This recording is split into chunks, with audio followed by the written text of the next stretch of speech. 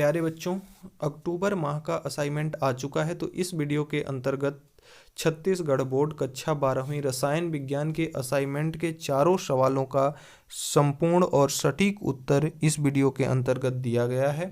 तो आइए बिना देर के वीडियो को शुरू करते हैं। तो देखिए, प्रश्न संख्या 1 में 4 यौगिक दिया गया है, जिन चारों यौगिकों को इस प्रकार से लिखा गया है। इसको मैं स्पष्ट कर दूं।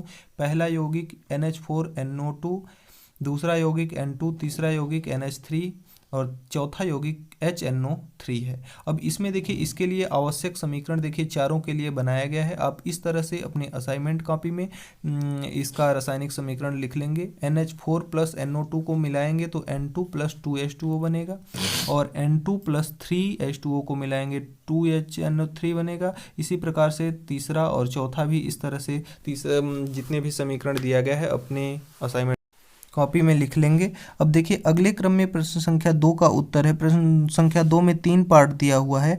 पहले का इसका जो तापमान है वह होगा आपका 369 केल्विन, पहले का उत्तर। और इसका जो पार्ट 2 है वह देखिए, उस पार्ट 2 कहता है कि SO2 किस प्रकार से एक वायु प्रदूषक है। तो इस तरह से इसका उत्तर लिख लेंगे प्रश्न संख्या 2 का। अगले क्रम में देखिए, इसका जो तीसरा पार्ट है, ओजोन का मात्रात्मक आकलन कैसे किया जाता है, तो इसका उत्तर कुछ इस प्रकार से आप लिख लेंगे। अगले क्रम में आपका प्रश्नोत्तर नंबर जो 3 है, प्रश्न संख्या 3 का, इसमें भी देखिए 2-3 पार्ट दिया हुआ है।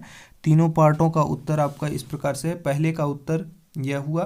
पहले का उत्तर आपका, इसमें 2 पार्ट हैं, पहले तीसरे के पहले का, और दूसरे नंबर का उत्तर, इसका जो दूसरा पार्ट है उसका उत्तर कुछ इस प्रकार से है। प्रश्न संख्या 2 आपका, इसका जो दूसरा नंबर है, क्लोरीन की विरंजक क्रिया का कारण बताइए, वही है। अब इसमें देखिए, इसको व्यवस्थित क्रम में लिखना है तीसरे पार्ट में। तो इसको व्यवस्थित क्रम में आप इस प्रकार से लिख लेंगे। ये देखिए, इसका व्यवस्थित क्रम है। इन दोनों का व्यवस्थित क्रम आप इस प्रकार से लिख सकते हैं। अगले क्रम में आपका जो प्रश्नोत्तर नंबर 4 है, यानी कि प्रश्न 4 का उत्तर, इसमें देखिए प्रश्न 4 में 3 पार्ट दिए हुए हैं।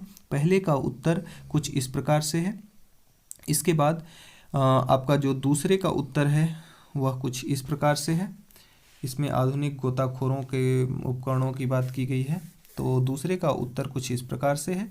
और अगले क्रम में आपका प्रश्न 4 के तीसरे पार्ट का जो उत्तर है वह कुछ इस प्रकार से है। इस तरह से आपके असाइनमेंट के सभी प्रश्नों के उत्तर समाप्त होते हैं। बाकी शेष विषय के भी असाइनमेंट हमारे चैनल पर उपलब्ध हैं। आप चैनल पर जाकर के बाकी भी विषय के असाइनमेंट देख सकते हैं। धन्यवाद।